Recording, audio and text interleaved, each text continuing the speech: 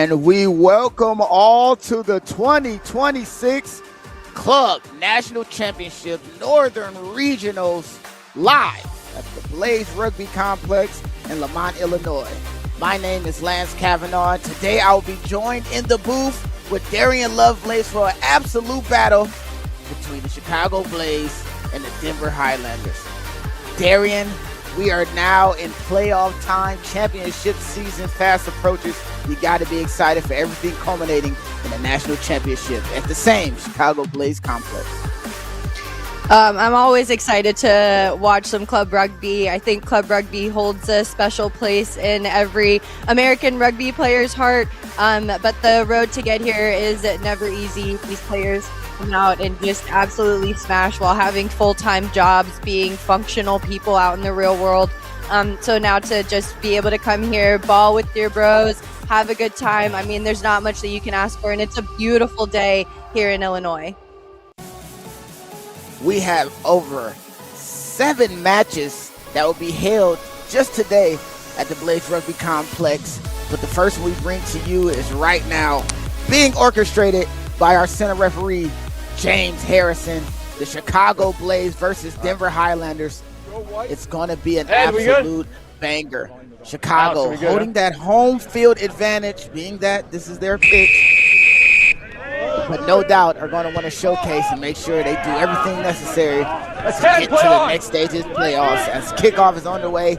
And tap back it is, and we are off and running. The Highlanders able to control the ball in the white, going from your right to left. Chicago Blaze in the stripes. Ball knocked on, says referee, as now we have a turnover. And this is where it can get really dangerous for both sides as we get our first offensive attack from this Blaze side. And the defensive line speed from this Highlander side, bringing pressure, pushing the Blaze back just a little bit. As now Blaze recycles, goes right to a forward crash. It looks like it's going to be a physical one today, Darian. Yeah, already seeing a lot of attack at the line here. Choosing to use this weak side to try and generate some space here, but this defensive line really holding strong for the Highlanders. As we are up to our 6th phase, as the Blaze are running right into the chest of this Highlander defense, able to preserve possession, but knocked on in the tackle, and now we'll have our first scrum of the game.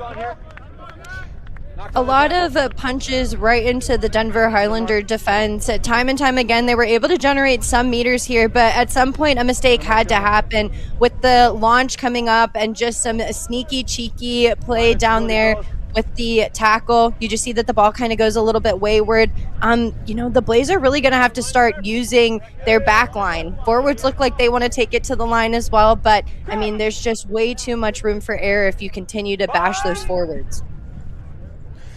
In the Chicago Blaze complex, regulation fields is eyes as wide as the eyes can see, and an inside line by the Highlanders off of that scrum, trying to find space next to that scrum, a dangerous area to attack.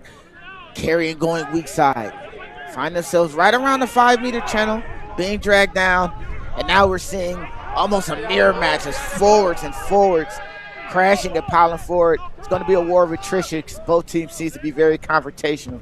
Choosing to go to the kick, ball taking a spike bounce right around the 22-meter line, gathered and carried cleanly and kicked and removed off the pitch. And now we'll have our first line out of the game with good field position for this Highlander side. Gen V chooses to go to boot, and it was a good decision there. They were a little bit disconnected in the backfield for the Chicago Blaze. Just a lot of time with the ball kind of hitting the ground. It puts them under a lot of pressure back there deep within the 22. And as you said, Lance, now the Highlanders have a really good attacking opportunity. Line out taken clean, tip down, and now we'll have our first attack. Choosing to attack to the middle of the field, but unable to be gathered cleanly. That knock on leaves us right at the 50-meter line, right center line of the field. It's going to be a really highly contested scrum moment for both sides as the ball is played off of the body of a Highlander. Looked like he was trying to phase through, unable to get out of the way. And now with this scrum, we're all set up yet again.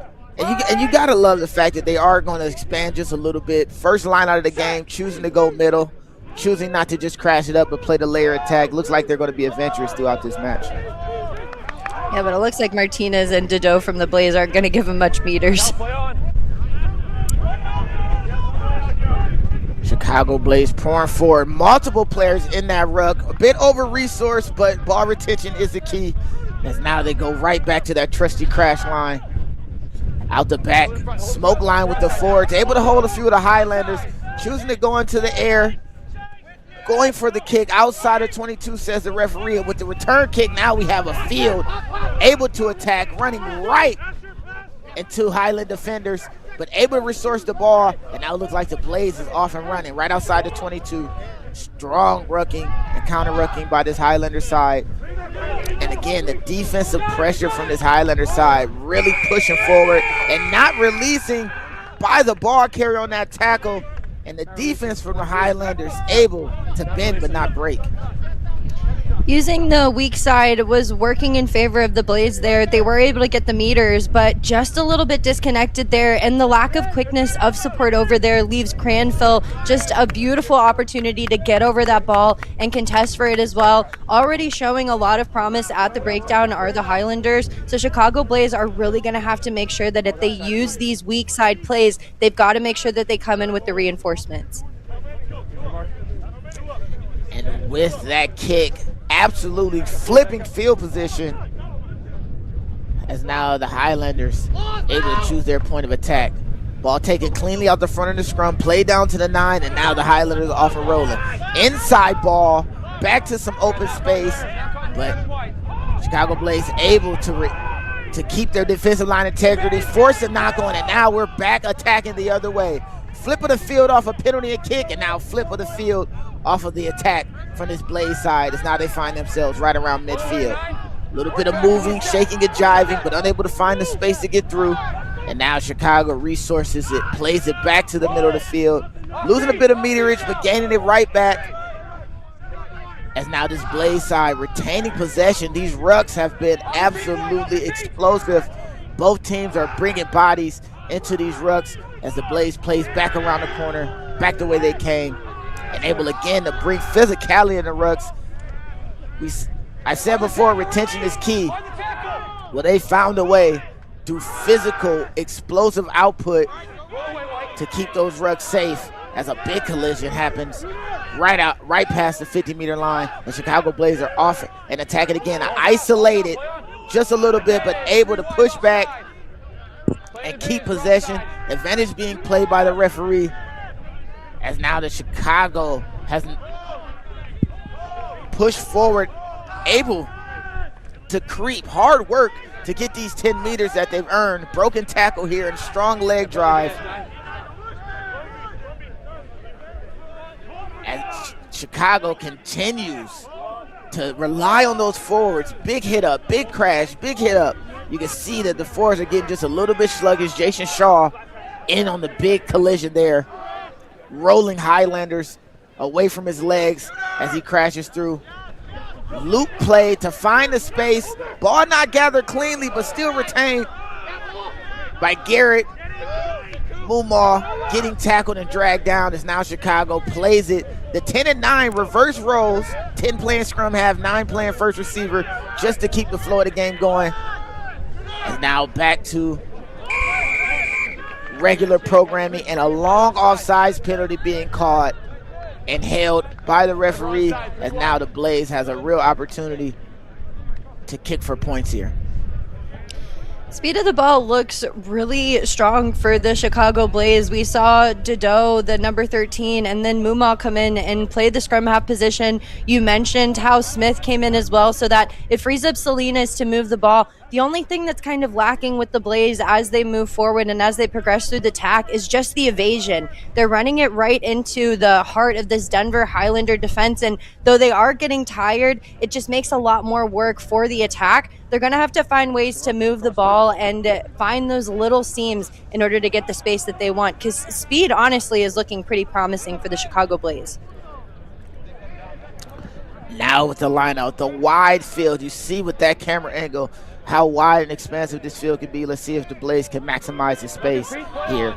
No compete in the line out, so a not straight is not called, and now the Blaze are back on attack. Grinding and rolling forward is Vidal Martinez, cutting through, choosing his lane as the two locks connect on that crash line. Clean tips ball, Daniel to Eric. And now the Blaze choose to go back to that weak side. Big collision. The forwards continue to bring absolute carnage into those collisions. Ball knocked on, and the Highlanders able to kick to clear their line. And as that ball dribbles deeper and deeper and deeper into Chicago Blaze territory, might have touched and trickled on that touch line, far side touch line, as now we'll have a line out for the Chicago Blaze. Referee giving the signal. Sorry, it's confused me. Chicago Blaze line out throw here.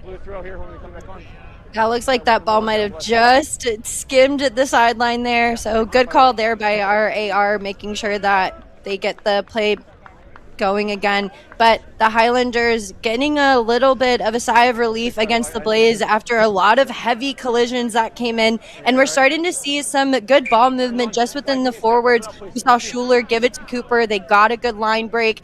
But Denver, the Highlanders, they knew they needed to relieve pressure. That was a brilliant kick that came in from Darian Hunt. Walking into that line out, able to get it over the outstretched hands of the Highlanders, and now Chicago Blaze bringing ruckus to that middle hit up, choosing to be as confrontational as possible, running right into the chest, right into the heart of this Highlander defense, playing the ball wide, able to resource that ruck and keep retention, looping pass, but still able to keep control as Rudy tiptoes and keeps himself inbounds. The forwards are now playing with the ball a bit, running that tips play out the back, but unable to find hand as Chicago Blaze is being pushed back and opting for the kick. Everybody says it's on, and with an absolute gem of a bounce, Chicago almost had an opportunity to retain possession and absolutely flip the field here. Yeah, it was a smart kick from Smith, and then out of nowhere, we see Borchardt come in, almost steals it away from Davidson. And, I mean, fortunately for the Highlanders, it's called a knock on there, but had Borchardt had just a second longer, he would have been off to the races there. So the Highlanders are going to need to talk more about kick coverage, especially because we're starting to see Smith settle into the boot. And the more he gets comfortable, the more that 50-22 option becomes available. Free kick called into scrum infraction. And now Highlanders able to find a way to convert. Backwards, says the referee on that tip ball, played to the ground. And now Highlanders find themselves in a very, very common position they've been in earlier in this match. Back with their back pinned to their own try line. Ball played into the 22 and kicked out. And just like that, Chicago Blaze have their hands on the ball again with tons of green grass in front of them. Choosing to go with that right foot step. Renee gets the ball around the corner. Now Blaze have space on the edge. Chopping and taking meters on that 5-meter channel. Ball played to ground, which would have been a great opportunity for the Blaze. But keeping possession and going right back to those forwards who seem to be very important to the game plan. A lot of crash balls here and a lot of decisions to go to the forwards. Ball played out to the backs. Now the space was on the bottom of your screen, but unable to release and find that space there. Not rolling away, says the referee. As now in the 10-meter line, Chicago Blaze find themselves dead center with a chance to go for points. And Lance, you mentioned it right there, just getting caught a little bit flat-footed, and flat at the line was that McDonald, and this pressure defense that's coming up from the Highlanders, they're really trying to slam the door and cut off those outside options. We've already seen speed come in from Borchardt and Dideau, so it's smart for them to do that. But if McDonald just gives an extra little step there, if there's just a skosh more depth to this Chicago Blaze attack, they'll see a lot more promise. But the Highlanders, again, I mean, we're just going to have to find a way to work together and be able to contain the speed on the outside. Balls in the back, balls in the back, play away. Very high pressure scrum As now the backs find themselves playing the ball to your short side here. Cutting line, able to split multiple defenders, but again in the tackle, the ball is lost, as now Denver has an opportunity to gather some space. Choosing to go right into touch on that kick, even though they had the knock-on advantage. Clear their lines, as now we'll have a line out on the opposite 50-meter line. Knocked in by blue, guys. And quite the way to relieve pressure there. Borchardt ran a beautiful line off of Martinez. It was quite the tricky play off of that center scrum, but just unfortunately the high body height and the stellar defense that came in from the Denver Highlanders to kind of stifle that momentum, it really does a number on the Blaze, and now they've got a lot more meters to go. Now with the Lamont Blaze thrown into the lineout, ball not straight, says the referee. Alex. And there was competition for the lineout, so now we have options for the Denver Highlander side. White line out, not straight, guys. Line out, guys. Talk to your own team. Line out. We got line out for white. Line out for white, guys. Line out for and white. I mean, quite the reward there after a good competition in the line out. Denver now get a beautiful attacking opportunity. They've got to use it. Forward crash up on that clean line out. As now the Highlanders choosing that option of the forwards. Players on the ground near the ruck, able to create space, and the offload from the ground, as now the Highlanders are off and running forward, able to push that defensive line from the Chicago Blaze backwards. Creeping and going right back into the defense does the Highlanders, and late hit advantage is being called as they choose to go all the way to the far side. Forwards are available for the crash, and big collisions around that 15-meter channel. Again, going to the forward, Chicago Blaze line will not move, will not be moved, will not be broken. Line, a chance to break the line, but the Chicago Blaze able to disrupt everything going on that far side of the field, and now we have a late hit penalty right around the 10-meter line, center field. Late hit, you're there. Yeah, and we'll take a look back here. Davidson decides to go in the thick of it, and then we just see the late hit come across. Looks like that's from Needham against Price. And Genvie is going to go for the kick to try and get them further down the pitch. Goes right out around the 10, I'd say. And so, again, Denver Highlanders now finding themselves for the first time down in this end. We haven't really seen them with a lot of primetime attacking opportunities here, and so they're going to have to take advantage of it. The ball movement is starting to improve, but it almost seems like the Highlanders want the contact, and I don't know if that's the best decision against a very physical Chicago Blaze side. And we might have our first opportunity for a rolling ball here. Fake jump, able to add that deception to get the ball clean in the line out, as now the Highlanders run a layered attack. Crash line thrown out the back, and Chicago has absolutely fell over and onto the ruck, forcing the slowdown for the Highlanders, but able to keep possession nonetheless. Ball is retained by the Highlanders, bringing in absolute power into these rucks, dispelling all the poachers and counter ruckers, as now Chicago force the Denver Highlanders out of bounds, and the defense on both sides holding strong when they're deep on their own end. Trying to stretch the field is a good opportunity for the Highlanders, but the issue here is that you've got to run away from the sideline there. Looks like that might have been Nemeni who got just dangerously close, and with that shut-the-door defense that Chicago Blaze has, they're really trying to smash them out of bounds. Line out. Not straight is the call, as now the Highlanders given another opportunity, another bite at the apple after that small infraction in the line out. Now Chicago Blaze has to hold strong defensively yet again. Line out caught clean and played out, as now the Highlanders are off and moving. There might be space here, cut a few gaps, but unable to keep possession after the ball is offloaded. And with that knock on, no advantage gain there, guys. No advantage gain. Chicago Blaze Chicago Blaze will have an opportunity here with the scrum to clear their lines and get some territory back. The Highlanders are really liking the offload off of the base or whenever they're in contact. Again, though, the Chicago Blaze way too aggressive. As soon as they get a taste for blood there at the tackle, they're cutting off the option to be able to offload. So these balls are just hitting the deck. They're not going to hands. And so the Denver Highlanders, they've got to adapt and they've got to find a different way to get the ball movement that they want. Balls in the back, we're playing away. Balls in the back. Ball played out the back of the scrum. The 8-man pick is devastating. One tackle broken, another.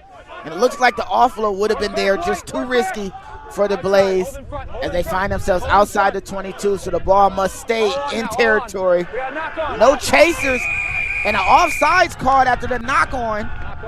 So now could have been a bad situation if the Highlanders could have retained possession and played to the open space. Offsides, and a great moment for Chicago Blaze to clear their space yet again. Knock on offside, guys. Yeah, it looks like Smith, the boot of the ball kind of went a little wayward and off to the right. I don't think he got the space that he wanted, but Winnie Arzik going up for the contest and then missing and then not falling on the ball just allows for a potential penalty to take place, which it does. And Chicago Blaze, now they go ahead and they flip the script, and now we're deep within the Denver Highlanders end. Now with that absolute reversal of field position, the momentum might be here in Chicago. Ball tipped in the line out.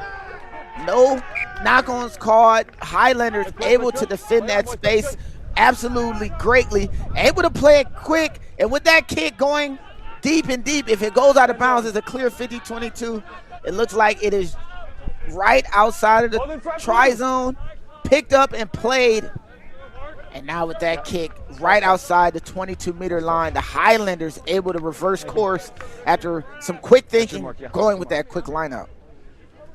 But Genvy showing that he's got a cannon in that boot. Right here, this is a beautiful tackle. Right on out the club he goes. But then they elect to go quick, and Genvy's just there waiting.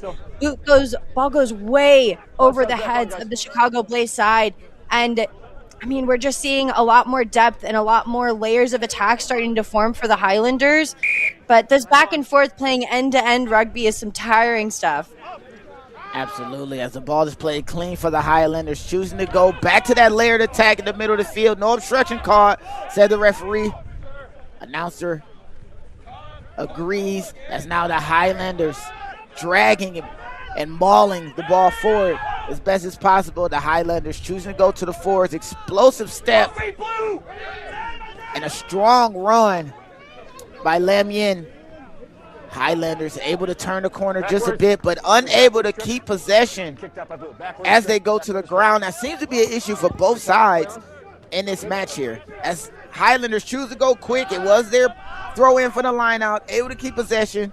Multiple Blaze players is trying to accommodate for the space, asking for teammates to cover, and that looping pass puts the Highlanders back even further, and referee is going to call playing the man without the ball as a little bit of push going into that loose ball gives Chicago Blaze the opportunity yet again. 20 minutes, no points, and both teams battling back and forth there. There's so much to unpack here for both sides. We see the Blaze who love to take the contact. They love to smash it in the mouth, just getting caught a little bit flat-footed, and these penalties starting to creep up for them as they just keep giving Denver Highlanders more and more opportunities. But we're just starting to see the penalty count start to go up for both sides here. Both sides are going to have to clean it up just a little bit if they want to have more ball in hand and be able to do what they need to do. Blaze patiently coordinating the line out. That walk-up line out just seems to be so deceptive, but not deceptive enough as the Highlanders are able to steal that line out, push and grind forward, and now with their own opportunity to attack. Choosing to set the platforms for the big guys, rolling and rumbling. Advantage card called for the high tackle, and now the Blaze with the free player going to go to the backs. Ball played, but unfortunately knocked on after that layered attack as we go back to the high tackle called earlier. That almost looked like, I mean, there was a lot of green space on this left-hand side here, It just looks like all of the Denver Highlanders that played in the outside back position just ran to the same space here. Maybe a little bit of miscommunication and just disorganization in the backfield, but they're showing a lot of space there. The Chicago Blaze defense, if the Highlanders can learn to communicate, especially in those high pressure situations, they'll have a lot more real estate and a lot more success. Mark, so guys, let them come down. Let them come down. Yeah, they seem to be condensing the Chicago Blaze side closer and closer to the middle of the field. There's space on the edge, but no players there to resource it, as we've seen the throw over the head when they were in this almost identical position less than 5 minutes ago. Line out to come as the Highlanders choose to go to the front pod. Ball played cleanly, spin by the 9, opposite way, and just disrupted the timing as the winger went to insert himself into that attacking line. Absolutely grinding forward is the Highlander, choosing not the easy road, not the scenic road, but the road of violence. Referee is calling for release in that tackle, as now the Highlanders are less than a foot away. And just like that, the Highlanders, being opportunistic, right around the ruck, gets the first try of this Northern Regional semifinal match. Choosing to go to the pick and go. We haven't seen a lot of that from the Highlanders, but we haven't seen them this close to the line here. Just getting the low body height, seeing that there's just a bit of space, just sliding it on through. It looks like that was Price getting to reap all of the benefits of the forward's hard work there. It's a cheeky play by the scrum half. And finally, we've got some points on the board after 25 minutes nearly gone here in this first half. And both teams punching and punching back, absorbing shots, absorbing that pressure defensively. But finally, Denver Highlanders get on the board with the kick to come here. Thomas Genvy sizes his up. That kick is up. And no good, says the ARs, as we have a 5-0 match here in the Northern Regional D3 semifinal. Appreciate it. I'll report.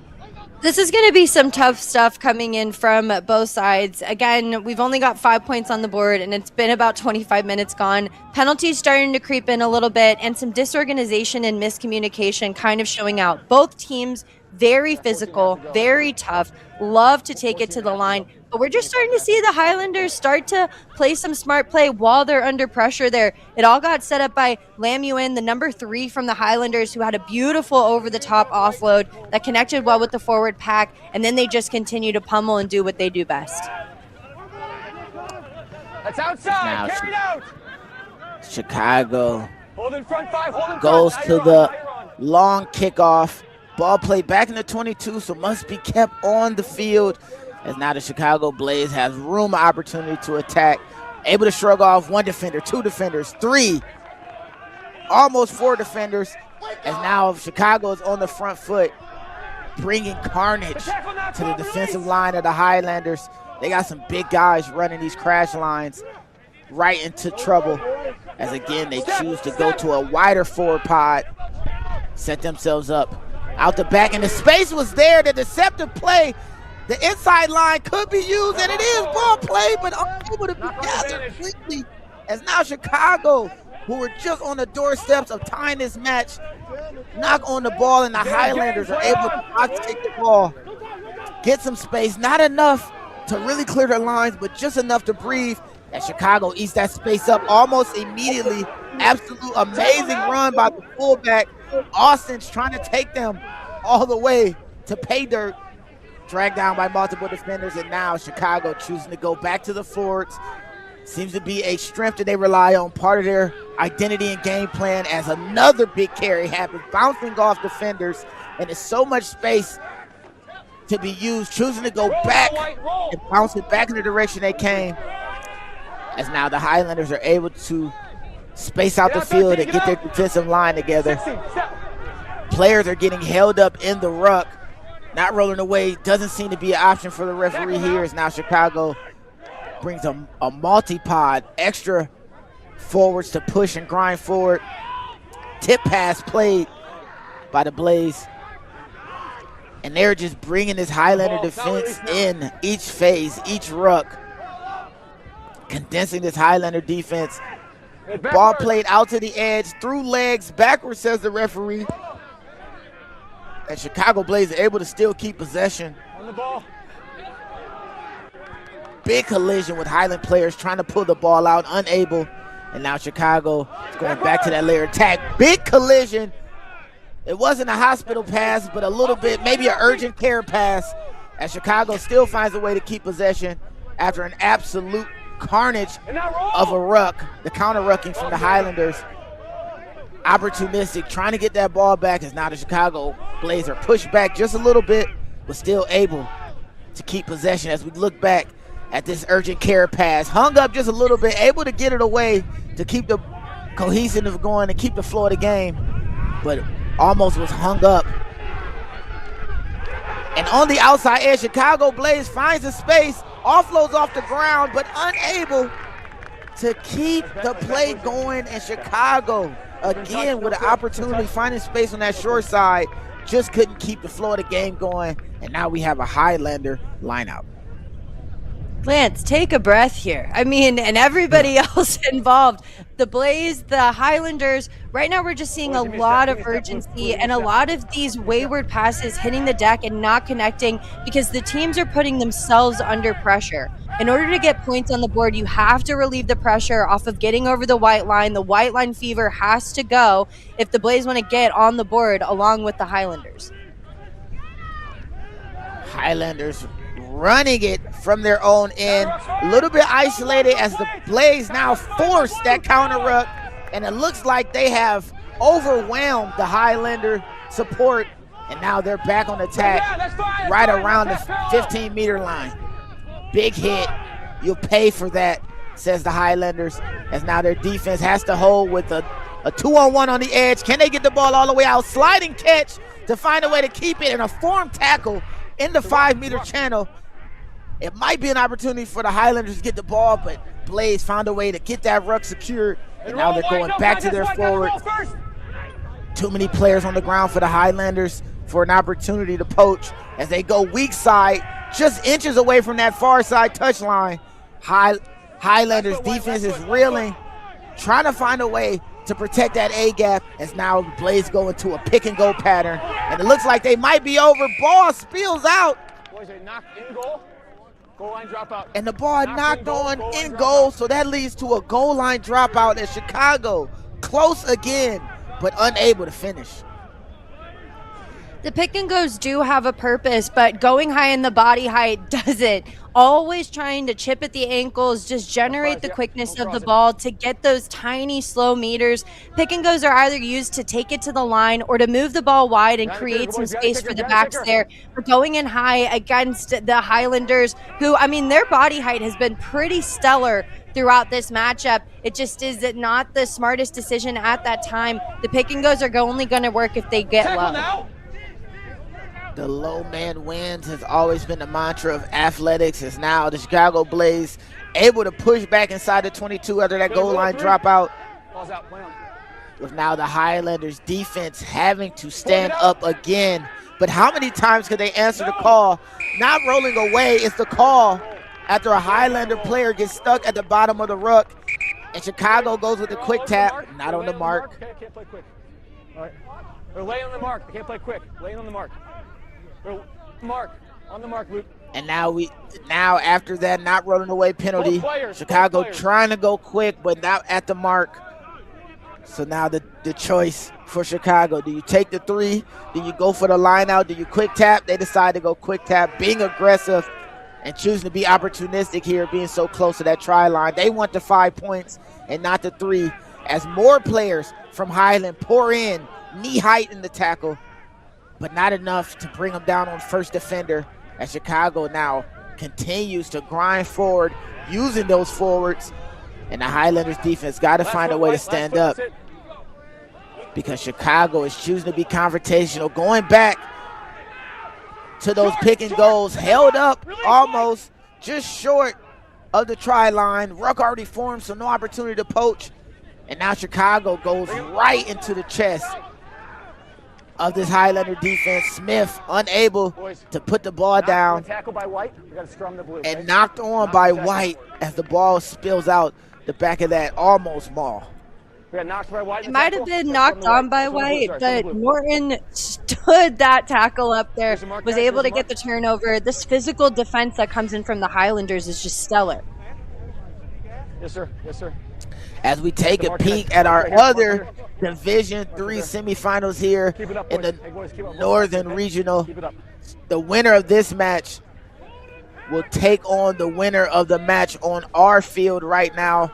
St. Louis Hornets playing against Detroit Tradesmen. Detroit Tradesmen, Chicago Blaze have a storied history as they met in the Midwest Final. And now, Chicago Blaze scrum put, and looks like they get an ample push. That 8-man pick might not be stopped. So close to the line and with so much space. But can it be held up? Yes, says the referee, as now we have our second goal line drop out as Justin Hendricks just couldn't get the ball down after an amazing scrum from the Chicago Blaze side. Really, the kryptonite for this Chicago Blaze side is the low body height. When they get close to the line, they're trying to go high and go over the top of the Denver Highlanders. It's literally in the name. Just doesn't seem to work for them there. The low body height was successful for the Chicago Blaze front row. We saw Shaw get a really good angle there and set up Heinrichs, for that 8-man pick. But again, when you get that close to the line, the white line fever means you've got to get the face close to the grass. You've got to climb your way through that way. The high body height really shooting themselves in the foot. Off of that goal line dropout, Chicago Blaze, Jay Mills touches the ball as it's going out, which leads to a line out for the Highlanders, but infraction on the line out lead. Chicago Blaze with a line break and with the kick returned and caught. But Dale Martinez says these points are mine. 5 on the board for Chicago as they match Denver in this semifinal of the Northern Regional D3. Wow, the teacher teaching us a lesson there of how even chip kicks, even if they don't go to plan, they still work out here.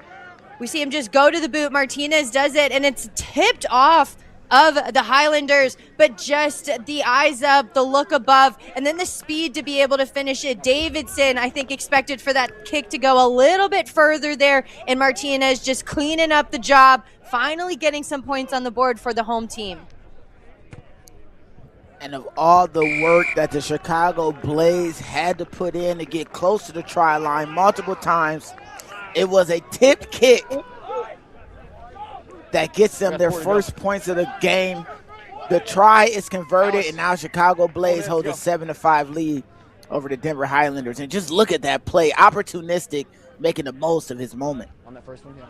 Look at that play, and then look at the perfect placement of the ball. It's almost like it won. It almost was like Martinez had magnets on his hands after that chip kick.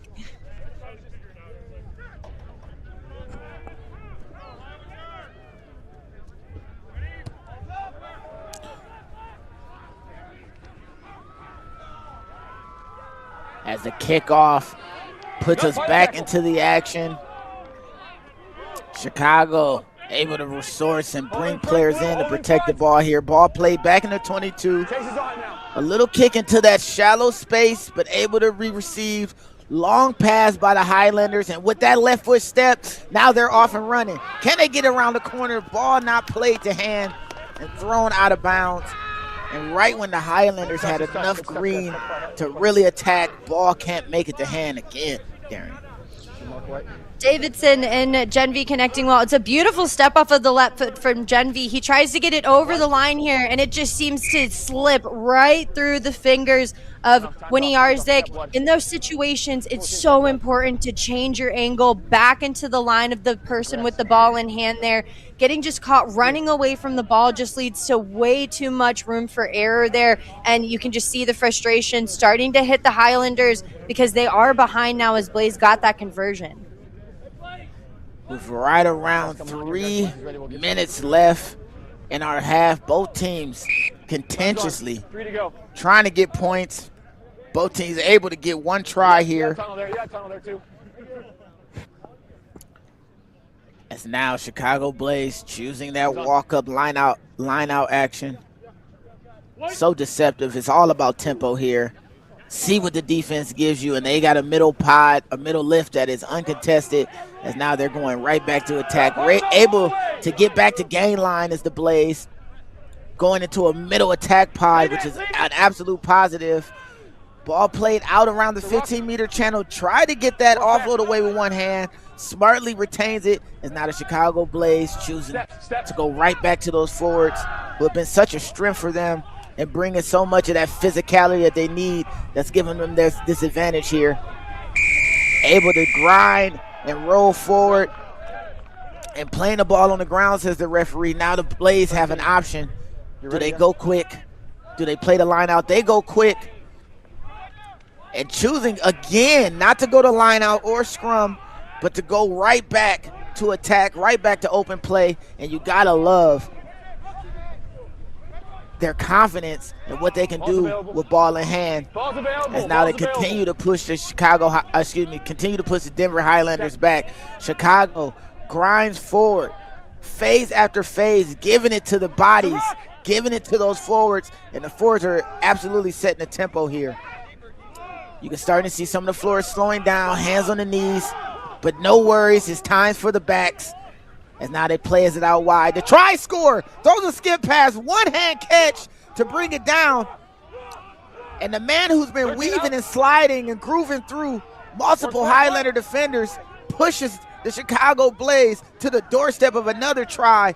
Austin did the work to get him close, and now the Chicago Blaze are playing the ball back to the wide side of the field, continuing to push the ball to the edge. And this could be a great moment for Chicago if they can keep possession here. And penalty called. High tackle right around the 5-meter line.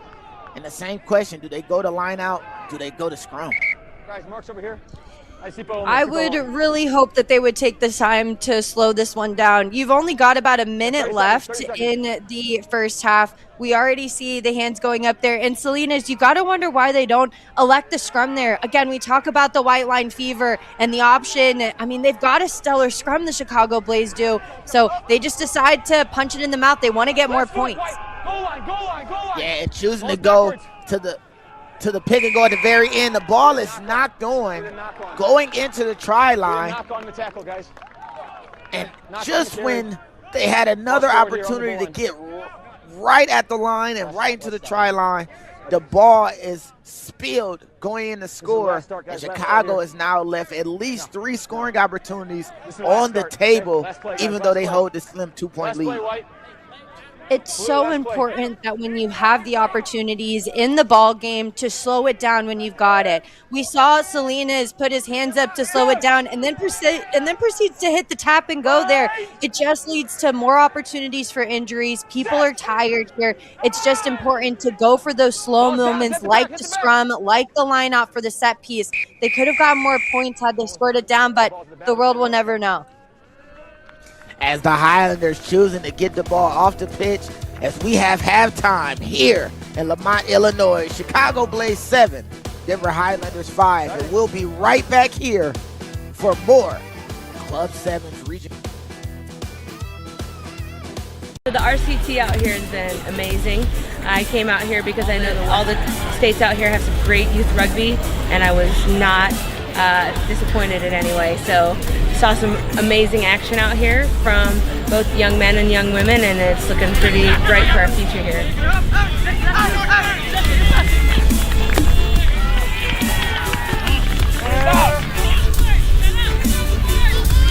And what's your favorite part about playing rugby? I really like the camaraderie of it, and like the game is just so physical and it's fun. It's hard, like even though it's hard for me. Yeah. Rugby has helped me stay consistent, and as a woman, I feel really empowered being able to tackle people. It just changes lives.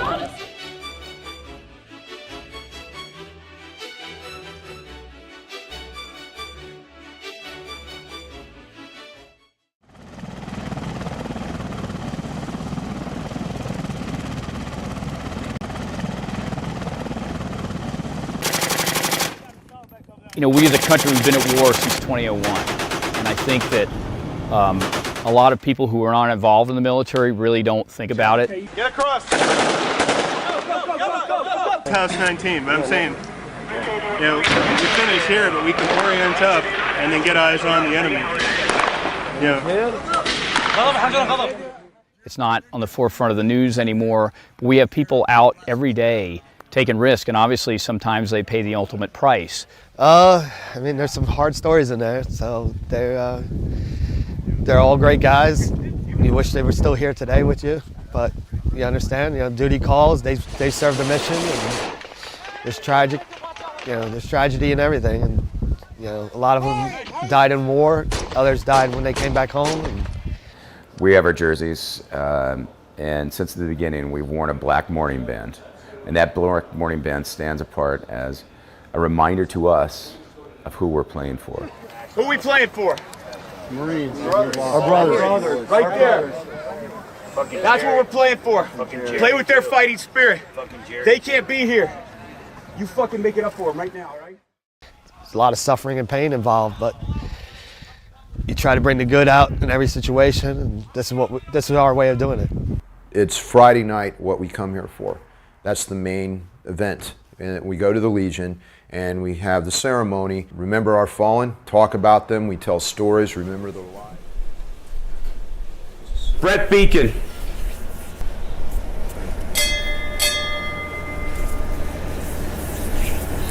Lance Corporal Richard Brustetta.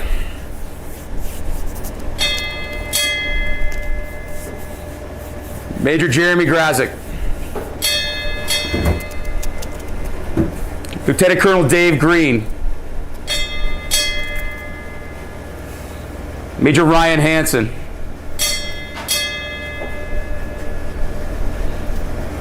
Lance Corporal Eric Herzberg. Sergeant Donald Lamar. Major John Lee. Captain John Maloney.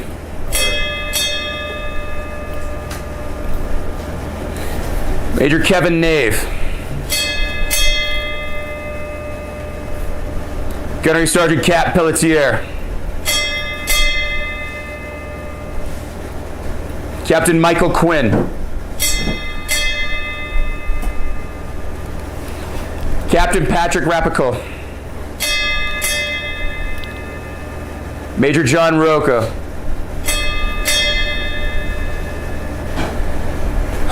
Lieutenant Colonel Kevin Shea. Corporal Jared Shoemaker.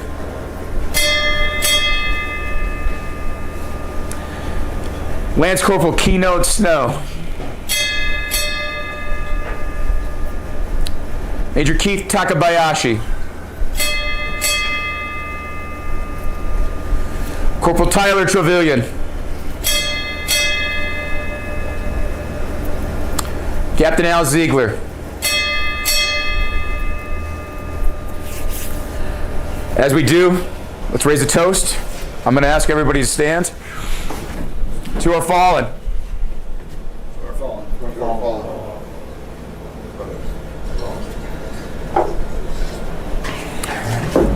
And as we do, first verse of the Marine Corps hymn. From the halls of Montezuma to the shores of Tripoli, we will fight our country's battles on the air, on land and sea. First to fight for right and freedom, and to keep our honor clean.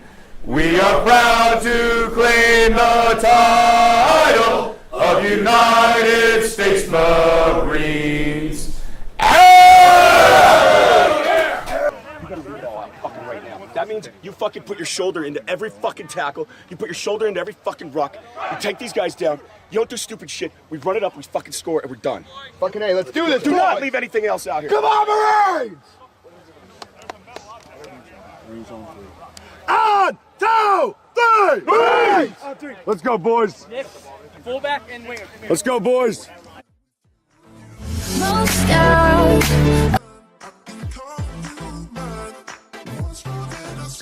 And we are back in Lamont, Illinois for the USA Club Rugby National Northern Regional Semifinals between the Chicago Blaze and the Denver Highlanders. Chicago holding a slim 7-5 lead. And Darian, both teams have brought physicality. Chicago able to get the lead over an individual effort, but it's so much food left on the plate, so much left on the table from the Chicago Blaze side. Denver having to find their way back here. And I mean, you're mentioning table, and both teams want to eat here. Very aggressive defense here, coming in early. It was a tough going for both teams. It took a long time for Price to finally get over the line, and he does for the Highlanders. They're the ones who strike first, but unfortunately, they just don't make the conversion there. The wild thing about both sides is that their physicality is up, but the ball handling kind of is struggling a little bit here. The Highlanders just struggling with possession, but let's take a look at Martinez. I love a try with the plot twist here, being able to get the tip off of the defense and then have the speed to finish it, and also just one hand on the ball and just a stellar finish. They were able to convert it off of the boot of Genvi for the Chicago Blaze, and they're on top here. But Lance, poor ball handling also coming in for the Blaze as well, but it happens on the ground. They're really struggling to get the proper ball placement there, not able to generate the speed, and we saw them kind of start to lose control. They had a lot of opportunities at the end of that first half, just not able to take the pressure off of the attack and be able to build through some slow phases to try and really punch it against the defense of the Highlanders. Possession really being an important part of this game. We saw the Highlanders draw many penalties there. It just gained 10 meters after 10 meters after 10 meters for the Chicago Blaze there. But the Blaze are going to have to band together and find those opportunities to slow ball game down. And the Highlanders are going to have to learn to push the pace here, band together, and work through those miscues and that disorganization that has happened around the edge of the attack. They've got to connect off of that final pass if they want to get over the line and get more points after they find themselves behind. But it's a close ball game, only a conversion separating the two sides. Yeah, we've seen two held up tries and Chicago Blaze winning the score. We've seen multiple knock-ons inside and around the 5-meter line going in to score. So Chicago have been playing as the better team, and outside of an individual effort, the scoreline might not have shown that they are actually in the lead in this game. Absolute stud of a play by Martinez. A few people who are watching this game live on YouTube called it old man speed, seeing this man not only get the kick, retain ball, but hop to keep that toe tap going in the score. And Denver able to maul the ball down the field, continuously take advantage of those Blaze penalties and get the first points of this game. As now we find ourselves preparing for the second half kickoff. Ball played a bit deep, right around the 22-meter line. And you see Chicago are trying to close down that space in the kick, able to find it off that right foot step and return the ball back to the other side of the field. Chicago choosing to play the ball with the hands, kicking right around the 50-meter line. And the Highlanders are able to just push the ball back, charge it down as we begin a kicking match. Ping pong has infiltrated this rugby match as both teams choosing to open this second half with the boot, and might have been hung out to dry just a little bit. A big tackle right around the 15-meter line, and a penalty for the Highlanders as defense turns to the offensive opportunity. He's in the breakdown with a great hit, well-timed, blue, urgent care pass put into play. And now Chicago playing a little bit of the kicking game, find themselves now having to defend. A lot of time with the ball in the air there. Just the passes getting caught very slow, very flat for the Chicago Blaze, and not many. He just stays on the edge, waits patiently. You've got to wonder that whenever they went back for halftime, if they talked about running a connected line, because this line of defense that comes up for the Highlanders allows the many to come up and smash and draw that turnover. They played a layer attack out the back, but unable to be played in hand. A little show from the Highlander flanker, able to get him a little bit more space with his back turned to the defensive line. As now the Highlanders are now on the forward push. Step 9. And it must be just this side of the field that seems to be the most dangerous to attack, because both teams have been so close when it comes to this side of the field. And now the Highlanders unable to keep the ball in the ruck in Chicago. Looks like they'll have an opportunity to play it as the ball is played on the ground. Was good, guys. Okay, we're playing on the ground here. As the ball was kicked out by a Highlander. Gotta get up on your feet. Chicago ever so opportunistic, securing that counter ruck, but the ball played on the ground by a Blaze player. And now, or should be played on the ground by a Highlander, so now Chicago Blaze able to release some stress. We talked about the poor ball handling really being the difference maker between the two sides. We see just taking the hand off of the ball for 1 second looks like that was Martinez, or excuse me, that was Norton who took his hand off of the ball, just leaving room for the ball to just get scooted by the boot there. And then from there, the Blaze just over top. Yeah, counter-rucking might be one of the more important features of this match, as both teams seem to be bringing chaos into each ruck, as Chicago choosing to play a little bit of a more open line-out attack here, getting the ball to the wide side of the field, and there's so much space, so much territory for the Blaze. Ball paid back inside, and the Blaze playing the ball from the ground off of that tackle. Pushing tackle on the scrum half, but not rolling away might be the penalty here. You're holding them in. As a Highlander, it's being held in, says the referee. As now the Blaze able to source the ball, and just look at them attack on that far side, able to keep the play in motion, and would have been a great opportunity for Chicago. Unfortunately, turns into a turnover, as now the Highlanders able to get their hands back on the ball. As I said, the counter-rucking in this game is going to be the calling card of who might take it in the very end. Twist and flip into that hit, and we might have a time-off moment. 3, got a wrap. Oh, yeah, I was getting ready to say, DeSantis, you forgot to use the arms in the tackle there, buddy. He just already has the hands on the hips, dives to the body, but it's so important to make sure that you wrap. It's so dangerous because you just don't have control. That's what referees are looking for when they're looking at the contact there. So we'll take a look back. We just see hands on hips, improper body height, and then just the lack of being able to grab onto. Might have been a little bit of a dramatic roll over the top, but nonetheless, I mean, it's about control. Get your own step. Take your own step. You're good. It looked like he attempted to tackle, but maybe his momentum and energy just absolutely flipped with a second player grabbing on that ball carrier. And now the Highlanders cutting line, choosing to go back to that inside line with the winger. They've been working that option. Now they finally get it timed right, as the Chicago Blaze defense able to keep them from getting the ball out to that wide space, shutting the door, and really forcing them back inside to the middle of the field.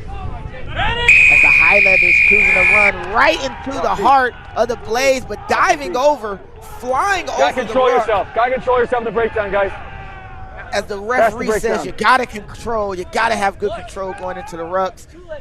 And now Chicago is able to hold yet again. Harrison really stating right from the jump that he's looking for control here, and this is whenever fatigue and physicality start to set in.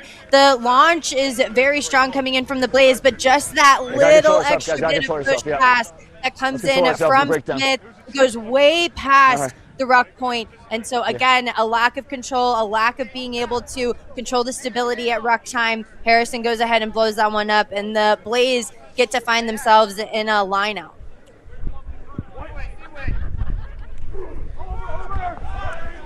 Not straight, but to the Highlander side. So now Highlanders keep possession. Grabbed and twisted and ran right into a flanker's aggressive hit. As the Highlanders tackle now, release one, trying to find a way to punch back against the physicality of this Chicago Blaze side, as they close the line speed and go right at the hips of the ball carrier. Highlanders again able to recycle. You got knock on advantage. Behind the back flip, unable to be gathered, and now the Blaze are back on attack. And this is where they can be really dangerous. As we've seen in moments throughout this match, just got to find a way to to get the cherry on top to finish it and close it out, because they've been having great opportunity moving up the field, especially when their forward pods have been working. They've been really a scary side.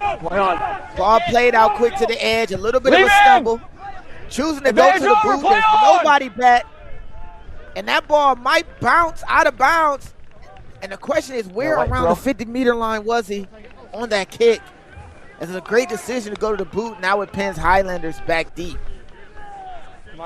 You're there. That's your mark. Yes, sir.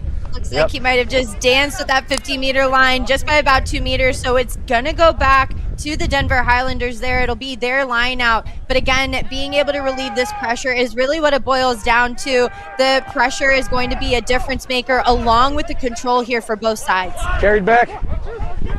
Ball tapped back in the line out. Players near and around the ball, no obstruction call. Ball kicked out and retained inside of the 10-meter line. So now Chicago has a chance to go around the corner. The space was there, but he didn't need it. Bouncing off of multiple tackles, and Austin McDonald shows you he will serve you like McDonald's, going in to score. And now the Chicago Blaze extend that slim lead as a wealth advisor cashes in for 5 points for the Chicago Blaze. Middle. McDonald there connecting really well there in the middle. He knows that there's space to burn. He's got an easy 3v1 here. Hips are turned. That shouldn't have happened. But with the shoulder and the smash there at the middle, McDonald gets it over. He recognizes that there's space out wide. They connect well there. He just decides to keep it. And at one point you think it's not going to happen. There's 2 players on him, but the Highlanders just can't get the body high low. They can't connect on that tackle. And McDonald is just too fast. 15. The wealth advisor adding some extra change to the Chicago Blaze side. And another converted try, as now we stand at 14-5.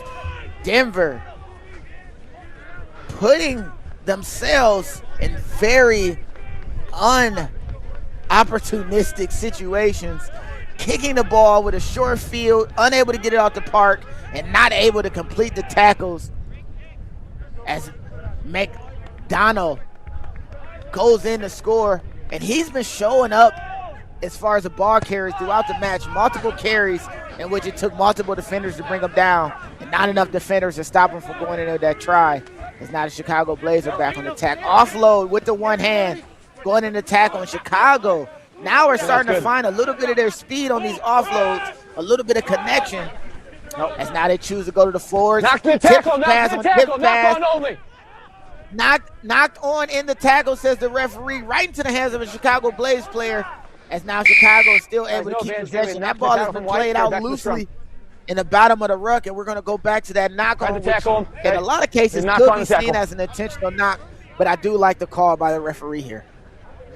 No, it's 100%. I mean, I agree with the call there. There was no way that he was looking at the ball. He was solely looking at body. He did all of the right things right, made the attempt to make the tackle. That's the key there. Not making the attempt to tackle and maybe going for ball. Keep it up as well. Keep it up. That the referee is looking for. So that is a very fair call. It does give possession back to the Chicago Blaze. No harm, no foul there, but it's the intention of which it looked like that was Johnson did it. It's smart, good play, and that also helps the team out. It doesn't cost you an extra 10 or maybe more in the lineup. Bind, please, and don't overlean. All right, gentlemen. Second. So now we settle in to this second half scrum. 10 minutes has passed in the second half.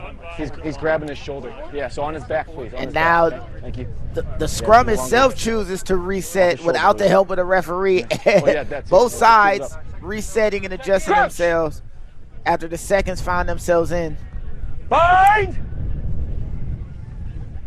Set! As the referee finishes his cadence. The scrum for Chicago has been immensely strong on offense, and it looks like they're going to lean on it just a bit, but the Highlanders are able to hold on to that pressure as Chicago now kicks and goes to space, able to bring the ball carrier down, and now Highlanders with possession right inside their 50-meter line, choosing to run right into multiple defenders on that edge. Highlanders set it up and recycle, and it looks like the punch and the physicality has been leaning Chicago's way. but the Highlanders still choosing to go right into that mode of attack, right into the heart of the Chicago Blaze team. The try score, multiple defenders forced to get engaged to bring them down. As now Chicago plays it deep. It looks like they're going to try to swing it to the open side of the field, but no, choosing to go to the kick. Ball play high and could not be kept in bounds by the Highlanders. Touch called on that edge around the 10-meter line. And now Chicago defense holding strong. And now will have themselves a great opportunity here in green attacking zone. They made a sub too, so no quick sub. This kick is so powerful. It's able to get over the head of Winarzik. He kind of puts himself in poor position there. He's one of the few that in the back line or in the back covering that kick defense. So you would think that he would have given himself a little bit more meters so that you can hit it on straight. And again, just allowing the ball to go over the head. It lacks control. He's just not able to turn around quick enough. And so it'll be a reset for the Blaze. Line out clean by Chicago, says the referee, and now they have space. The try scorer choosing to go to his wing on that edge, running right into the fullback against his Highlander side. And that ruck swung and flung over, as now the Highlanders might have found a way to get the counter ruck and get the ball back, and they have. Unable to keep possession after playing it to the edge is the Chicago Blaze, and that's a winger's nightmare. Not keeping possession, but not releasing, or excuse me, releasing in the tackle and knocking it forward gives Chicago Blaze another opportunity here. Right here. Oh, the counter ruck. I mean, you saw Hunt go for it. Referee Harrison calls him off, and then Ramsey just sees the delay in play that comes in for the Chicago Blaze, so he decides to go in at ruck time. But again, these little details, they matter so much for each side. We saw Lazelle just lay on the ground for a little bit, get a little lazy whenever placing the ball back, and that just leads to more errors there. It gives the ball right back to the Denver Highlanders. The Chicago going to the scrum, choosing to go 8 pick immediately. The Highlanders able to fix some of the scrum issues they were having earlier in the game with a hard charging Blaze scrum pack, and now find themselves having to hold that defensive line against a very confident Blaze in the second half. Cutting pass, able to creep through after a leg grab, and now Chicago with the momentum, with the go forward, continue to push these Highlanders back. As right when they found everything they needed to get forward, unable to get the ball cleanly to the winger. And now Chicago Blaze are back on defense after a great bit of buildup for themselves. They move it back into Shaw, and then using the momentum to go to the left. Space is more there than it is to the right. They're well covered on this side. The Highlanders, seeing that they really still want to use that weak side. The adaptability is key here. Being able to look up and see the space early so you have the green grass. The second half looks like it's going to be some tiring stuff, and it's all going to boil down to which team can find the space so that less contact happens. That's going to be key as bodies start to get really tired. And Lance, this counter ruck is looking wild. He wasn't bound in. Play on. One of the things that I knew was going to affect this game is the counter ruck. And Chicago Blaze counter rucking to get the ball back in great offensive territory. Played again, and right when they could have had something great, the tip pass, unable to go to hand, and now the Highlanders are going back on attack. And nothing more dangerous than offense turning to defense. You don't have that space taken care of, but it looks like the Blaze have found a way to force the Highlanders back in the coverage, and now their defensive line seems to be strong as Highlanders choosing to go to the kick. Bounce in. Bounce in. Advantage is gained, then advantage is gained. Bounced in on the kick, gives Chicago Blaze a line out right around their near side 10-meter. Ooh, the Highlanders needed that. The Highlanders needed a good kick. They needed that one single bounce and then the rollout so that they can relieve some of the pressure on them down in this end. Anytime that the Blaze have the ball in hand, they're doing a good job of attacking. And there we just see the skipper coming in to communicate some observations there. I think they're unhappy with the speed of which the Highlanders, or excuse me, the Blaze are rolling away. I think that was Shaw that came up and advocated for his team. Yeah, it looks like we have a time off moment. So while I can, I want to give everyone an update. Detroit tradesmen hold a 22-0 lead over the St. Louis Hornets. Thank you. Absolutely holding court. Still in the first half on that side of the field. But Detroit tradesmen looks like they might have a date with destiny if Chicago can keep the score line like it is. But the Highlanders are not going to go out without a fight, able to steal that line out. And now the Highlanders are back on attack. Great opportunity to counter-ruck for the Blaze, but unable to retain possession of the ball. Multiple defenders falling and melting off as we have a strong carry. He held it, play on! By Josh Vinicus, and now the Highlanders are playing it to the edge. Inside ball to keep the ball in play. The Open flip play, no offside, open play. off the ground, unable to go to hand, but the Highlanders able to keep possession. As now the Blaze defense has to reorganize and reshape. The Highlanders dragging and pulling defenders. 10 is pointing to the far side, but still receive the ball. As the Highlanders are able to resource the ruck, set themselves up for another forward pod as that defensive line for the Blaze is closing out space with so much speed, choosing to keep the Highlanders from getting around the corner. And now again, multiple defenders in that Blaze defense able to bring down the tackler for the Highlanders. Opportunistic pick and go. Might have caught him napping near the ruck. And Chicago trying to get that counter ruck, seeing a mismatch in size. But Highlanders able to keep ball in possession. And just a small obstruction. Small obstruction. Unintentional. As now we'll have a scrum to Chicago Blaze. Defense holding strong for the Blaze yet again. I don't know if I've ever heard that call before about the shepherding, and you know what? I mean, we learn things from our referees every day. Just the subtle obstruction there. It's not super blatant. It's not obvious, but a few times now we've seen the Highlanders kind of second guess the pass while they're in play and while they're under pressure there, and then turning around and then running it right back into the inside. We're just seeing them get caught a little bit stagnant. It's just not leading to the pass making its way out. They're cutting back in, and it's kind of turning into running into each other there. Again, the communication is going to be important. Bet the back, we're playing away. B22 is on. Looks like Chicago's choosing to go to the boot. And if this ball gets off the park, we'll have a 50-22, but gathering and corralled by the Highlanders. So much space, so little time, being chased and pressured by multiple Blaze players, and able to creep and get to the middle of the field, retain possession, but now they're outside the 22. So now the Highlanders might have to start pushing the ball just a little bit forward, picking it going, trying to get the Chicago Blaze defensive line to take steps backwards to get themselves a little bit more room and time for their kick. Because they've been choosing to go to play territory at these moments. Let's see if they'll attack deep from their own end. Ball knocked down backwards from the Chicago Blaze side, but the referee blows the whistle. It looks like he's going to have a convene with his AR here. So I got no intent to cut there, no intention to catch. But it was blue and it went backwards. But he's still trying to knock it. Should we do some scrum or? I would just scrum. Scrum the white. Yeah, that's fine. Okay. Yeah. Boys, who's going to scrum the white? Scrum the white, okay? Conversation had, and I'm not sure if catching the ball is legally a requirement if you knock the ball backwards in any form or fashion. But the call on the field is a scrum to white. And it looks like Chicago is cutting into the passing lanes there and trying to keep them from turning the corner yet again.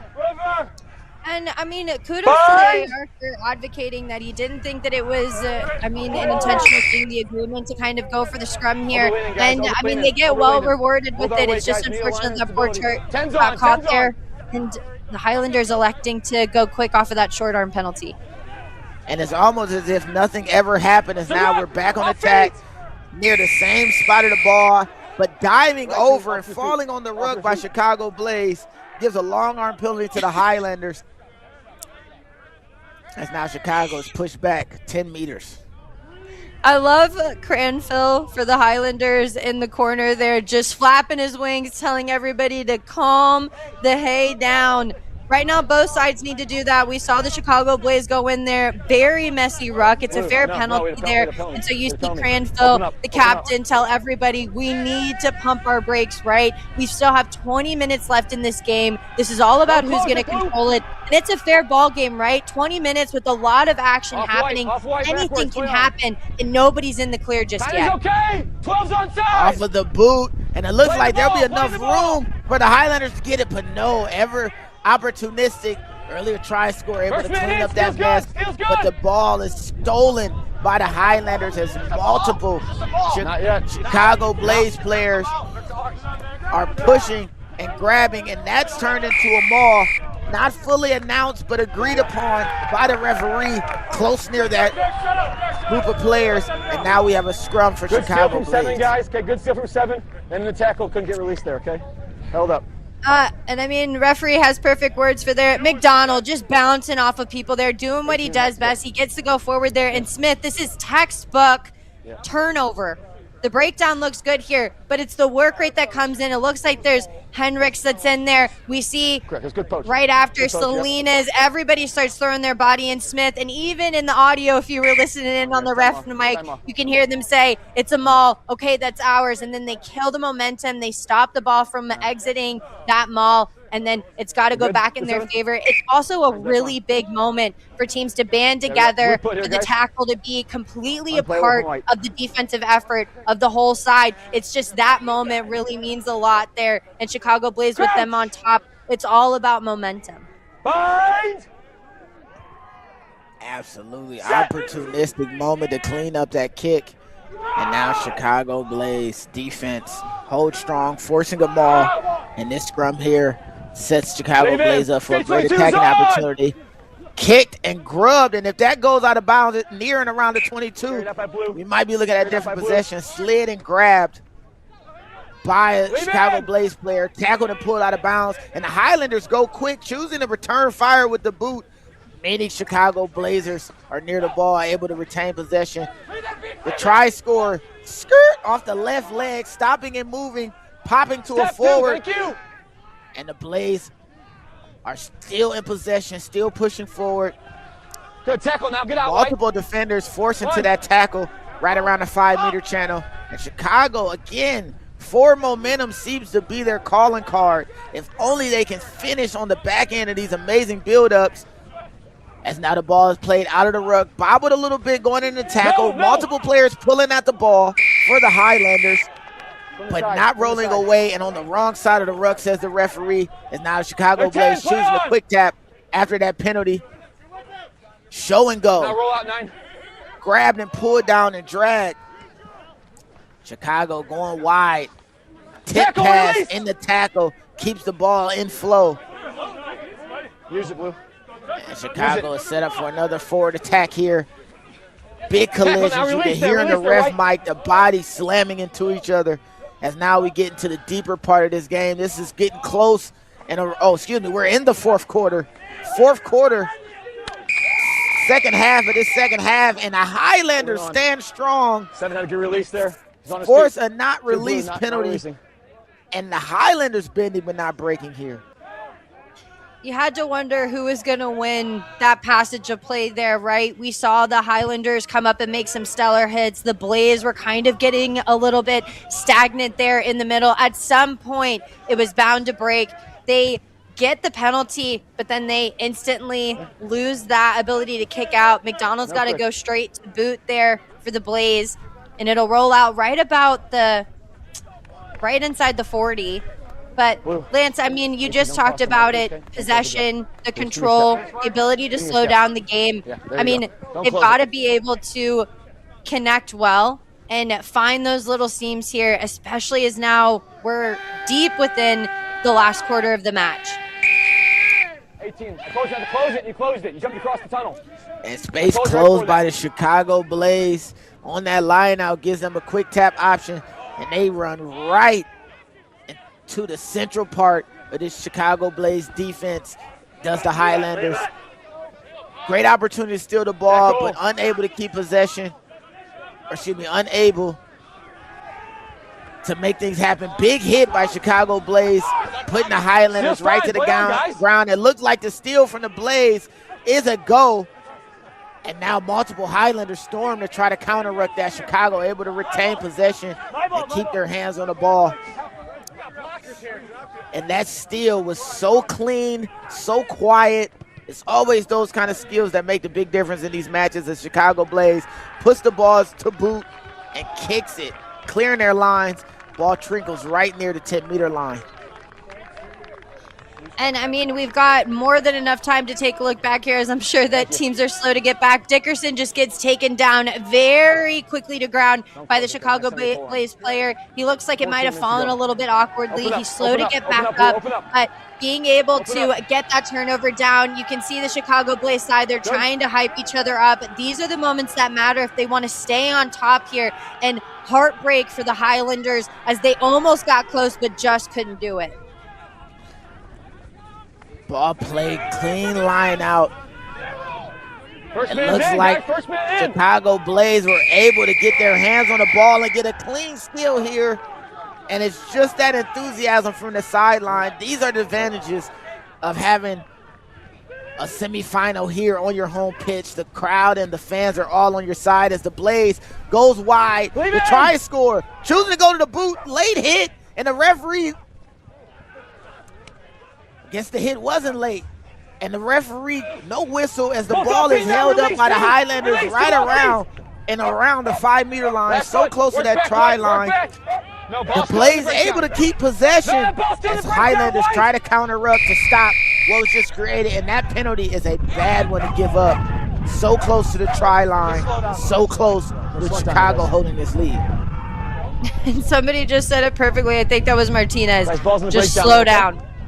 After a hard-working, a lot of effort being had between the two teams, you've got to wonder why they're not going to go to the scrum. They want to keep it in play, and right from the jump, Salinas does.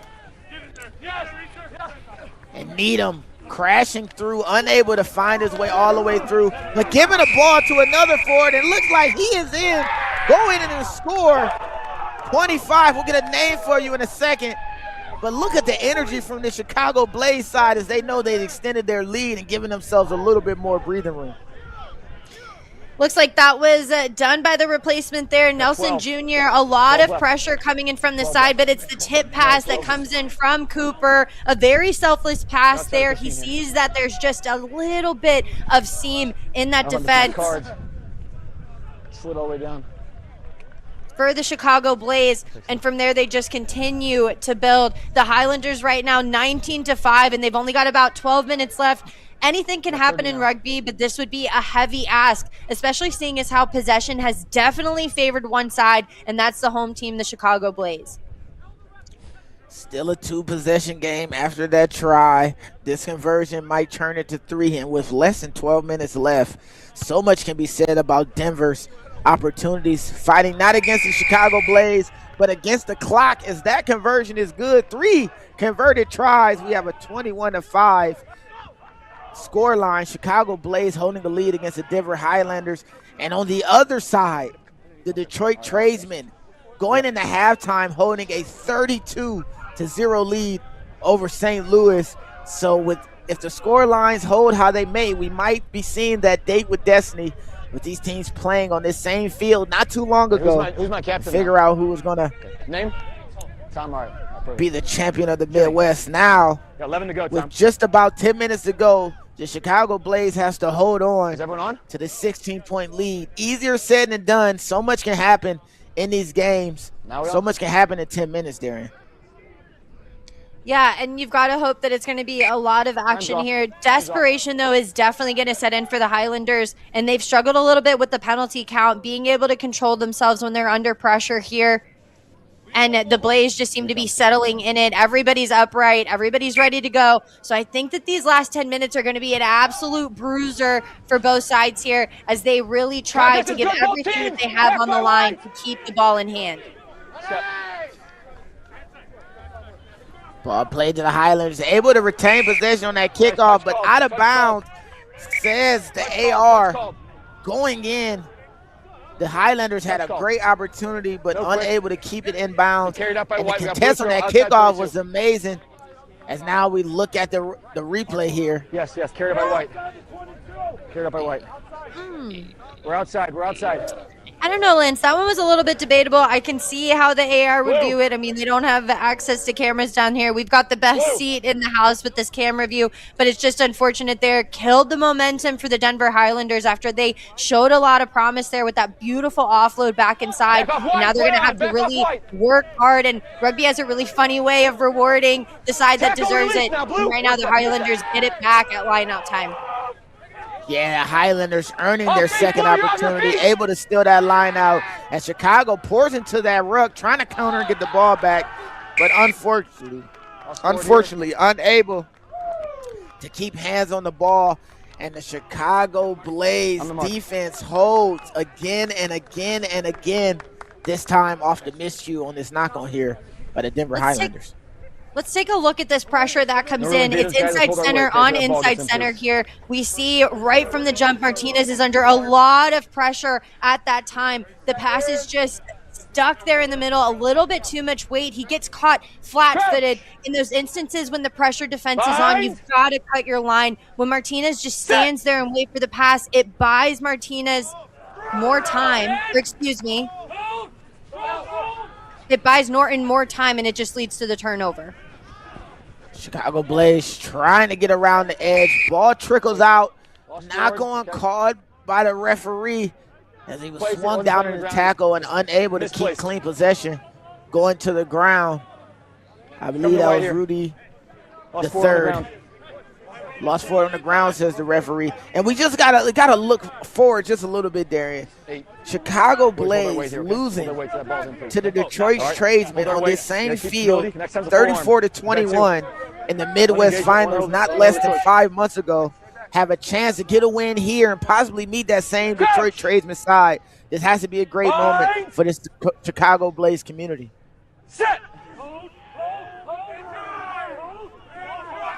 As the scrum is put in clean. Ball played by the Highlanders. Choosing to run a double crash, picking their options. And they go to the outside center. Ball played. And again, Chicago, tenacious in tackle, tenacious in counter rucks. But the Highlanders have no quit in them, able to charge forward, and they need points now, as now they have an opportunity getting inside the 22-meter. Defensive line by the Blaze able to cut off and get man and ball at the same time. Now the Highlanders going to their back in the forward packs, running a crash line out the back of a ghost line by a few of the forwards. And again, the Highlanders are now starting to pick up the speed a little bit, not waiting for the 9 to put the ball out, but anyone who's available. And now again, the Highlanders plays it all the way out to the edge. Rudy the third, able to shut the door, stopping a 2-on-1 by himself. Tackle release now, Blue.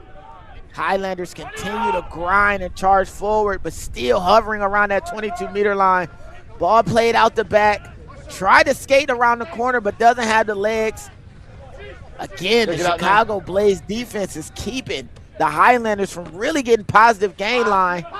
Pass played through and around a few of the forward players, a deception to get over the 22. And now with the opportunity to go forward, they get even more gain line with a big run right into multiple Chicago Blaze defenders. The fatigue is starting to set in for both sides. No hands, no hands. Referee says no hands as the Blaze put bodies in to counter the ruck. And roll, and Blue, again, roll. Highlanders going right to the heart of this Blaze defense. Stopped and cut short. Again, the double pump fake, unable to be gathered clean, and the Highlanders working so hard to get meters, fighting 10 meters forward, getting pushed back, 10 meters forward, getting pushed back, knock the ball on after a great buildup, and with 5 minutes left, that might start to be when the fat lady is warming up. She isn't singing just yet, but she's definitely going to do her do, re, mi, fa, sols at this moment. And now the Chicago Blaze has a scrum to clear their space. This defense that's been coming in from the Chicago Blaze is absolutely terrifying. The fold is quick, the defensive launch is stellar, and they're communicating efficiently and listening. You can even see as they're coming around the corner, bumping each other, marking who they have. It just cuts off any options. It puts the Highlander under a lot of pressure, and at some point, the Chicago Blaze were bound to be rewarded for quite the defensive effort. And the Highlanders, though, I mean, they're vying for everything. They give quite the shove at scrum time, and unfortunately it just doesn't work in their favor. It's just the ball just not having a positive bounce going for the Highlanders. Absolutely right. Not a positive bounce. They say that sevens is a game that can be determined by the bounce of the ball. Well, 15s, it only takes a few bounces, and those bounces have not been going the way of the Highlanders. Created opportunities for themselves, but unable to capitalize in the second half as they up the pressure. Chicago Blaze able to absorb that pressure, fire back, adding tries here in the second half. And so much can be said by the way that the Chicago Blaze have played in the second half. A team renewed, finishing some of these great buildups that they have. As now they set up for a line out right outside and right around the 10-meter line. Choosing a walk-up set, unable to throw it straight. As now the Highlanders with an opportunity. 16 points is a deficit. 4 minutes to go is their time constraints. Not only having to compete against the Blaze, but against Father Time itself. As now the ball is played out wide. The Highlanders drag down the pull by the jersey. Getting around the corner. Oh, over the top pass. Could have been a great opportunity, but Rudy the third yet again. 13 blue. Unfortunately caught not on sides on that throw. 13 on the pass that opened it up, but able to shut the door on the edge. He had no choice, had to make the tackle, but he was the man off sides. As now the Highlanders go right back, and big crushing tackle completely stops the momentum of a Highlander, as now the Blaze have to get their defensive line reorganized yet again. Multiple Highlanders pour into that ruck, uncontested, as now the Highlanders choosing to keep it in the forward packs, driving, mauling, spinning, grinding forward. Fake dummy on the inside line. And right when it looked like the Highlanders had a great opportunity, the offload to keep the ball in play goes right into a Blazer hand. And now able to clear their lines, unable to find touch on that box kick, as the Highlanders now have to move the ball to find a pressing inside defense to try score, chasing players down as if he is a back out in open space. Multiple tackles. As the referee says roll away, Highlanders able to keep possession of the ball. Pass thrown just a little bit behind, but able to be caught and controlled. Again and again, the Chicago Blaze continue to pour players into these rucks, forcing a knock on. And now, with 2 minutes left, a 16-point advantage to the Blaze. The warm-ups are done for that lady, and now she is getting her final outfit ready to get this show going. Unfortunately, Denver running out of time. Tick, tick, tick, as they fight against the clock, Darian. This defense is just absolutely suffocating that's coming in from the Chicago Blaze. Time and time again, they get them quick to ground. They're contesting at ruck time. They're recognizing the vulnerability and the fatigue that's set in for the Highlanders there. They've made them work for every single meter that they've gained. Not many meters have been had for the Denver Highlanders. We haven't seen any moments kind of open up after they scored that first try of the match here. The Blaze, it's really been all in their favor throughout this matchup, and it's looking like they're going to be punching their ticket in for the next round. But not so fast, kind of, sort of, because the Highlanders forcing a scrum penalty. And they setting up their penalty play, trying to do it with speed. One quick tap, and now they're running right into the Chicago Blaze defenders. Chopping tackle, bring the big fella down, and now the Blaze choosing to go back to that inside lane. Not tackled, able to keep his feet in that collision. And again, unable to keep the ball clean in hand. And now we look like we'll have a timeout moment. We might have a player down. As the referee stops the clock. We're under a minute left. And it looks like the Chicago Blaze are going to have to prepare for a Northern Regional Final tomorrow, seemingly against Detroit Tradesmen. We'll have more for you as that game stretches through and concludes. But Yeah, Darian, time's both off there. teams, We had fatigue setting in. friendly. Both teams look tired. Well-fought game. Your scrum. But it looks like Chicago Blaze will be the team coming out on top here. Yeah. It's a lot of emotion going into the final minutes of any match here. And usually whenever you play with a lot of emotion, we've got a lot of passion as rugby players. You've got to learn to rein it in. Sometimes whenever the emotion gets a little bit high here, injuries start to set in, especially when you've played in a full 80-minute match there. But a key component of this game while he's down and putting on a Band-Aid or might be needing a little bit more TLC is Salinas. Has been a crucial part of the Chicago Blaze side as he gets wiped off. But Lance, I mean, it's really just boiled down to possession here. 5 points were only scored for the Highlanders in this first half. The Blaze have only had anything but opportunities, and they've taken advantage of it. So the Chicago Blaze really seeming like they're the one on top. Yeah, unable to really convert some of the moments they had in the first half, but making the most of what's going on here in the second half, scoring 3 consecutive tries to end the match, 2 of them in the second half, as now we look in to the Detroit Tradesmen holding a 42-0 lead over the St. Louis Hornets. St. Louis still in the fight, still trying to push forward, but the ball stolen by the Tradesmen. And it looks like Tradesmen is fighting comfortably, able to push forward here, and they might have a great opportunity headed into tomorrow versus Chicago Blaze side that they took a win against just 5 months ago in the Midwest Final. As now the swim cap is on his head. I was just getting ready to say that. I was getting ready to say they gave Salinas a yellow swim cap to finish out the match. I've seen heads taped. I've seen a lot of head injuries. I don't know if I've ever seen a full cap. He looks like he could maybe go to a Pitbull concert after this if he wanted to, Mr. Worldwide.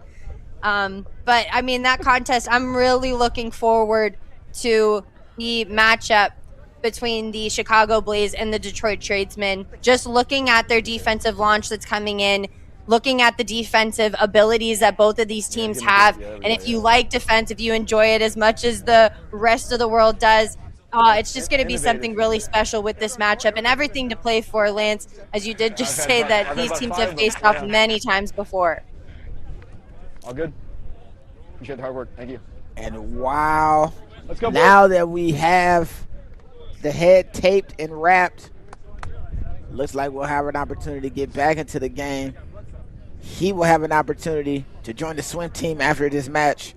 But this break right here with 1 minute left, we should get fireworks for the last minute here. The Highlanders continuing to fight, but just unable to put together great play to get points. As Chicago Blaze holds strong here. All right, boys, let's keep it up. Let's keep it up. A few of the guys joking. He sticks out like a sore thumb. You can't unsee it when you're looking at him in frame. It's amazing. Set.